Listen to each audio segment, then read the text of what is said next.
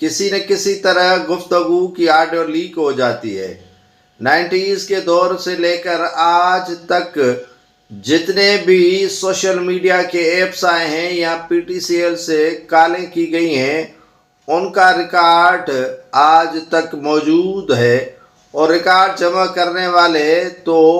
یہ ڈھونڈ نکالتے ہیں کہ کس کا کس کے ساتھ رابطہ اور تلخ کلامی ہوتی ہے، یا آپس میں محبتیں بانٹ دیتے ہیں۔ ویڈیو لیکس اور آڈیو لیکس ہونا پاکستان میں کوئی نئی بات نہیں ہے۔ جو آڈیو منظر عام پر آئی ہے وہ بشرا بی بی جو بانی پی ٹی آئی کی بیگم ہے، اور علی امین گنڈا پور جو چہیتا ہیں بانی پی ٹی آئی کا اور اس وقت وزیر اعلیٰ خیبر پختونخوا ہیں۔ علی امین گنڈا پور پل کا کردار ادا کر رہے ہیں حکومتی جو ادارے ہیں ان کے مابین اور بانی پی ٹی آئی کے مابین۔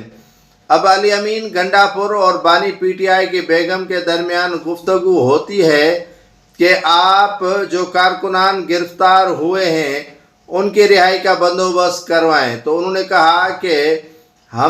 میں آپ ڈائریکشن نہیں دے سکتی، خان صاحب سے پوچھ لیتے ہیں، ان سے پوچھیں گے، آپ سیاست میں انٹر نہیں ہو سکتی، خان صاحب نے آپ کو منع کیا ہے۔ جس پر بشرا بی بی بولی کہ یہ خان صاحب کا ہی حکم ہے اور خان صاحب کے حکم کے تحت ہی میں بول رہی ہوں۔ آگے سے علی امین گنڈا پور کو حکم دیتی ہیں کہ اسلام آباد اور راول پنڈی کے کارکنوں کو کال کریں کہ وہ باہر نکلیں اور خان صاحب کے اس احتجاج کی کال میں شریک ہو، جس پر علی امین گنڈا پور کہتے ہیں کہ آپ ہمیں ڈائریکشن نہیں دے سکتی ہیں، جس پر جو بشرا بی بی ہے وہ آگ بگولا ہو جاتی ہے اور کہتی ہے کہ آپ کی میں شکایات کر دوں گی بانی پی ٹی آئی یعنی عمران خان سے۔ یہ صورتحال آج سے نہیں بلکہ کافی عرصے سے ہو رہی ہے، اور جتنے بھی سوشل میڈیا کے ایپس ہیں ان پر حکومتی اداروں کا کہہ لیں یا مقتدر حلقوں کا کہہ لیں وہ کنٹرول ہو چکا ہے۔ اب کوئی بھی بات خفیہ نہیں رہتی، جیسے کہتے ہیں کہ ہم نے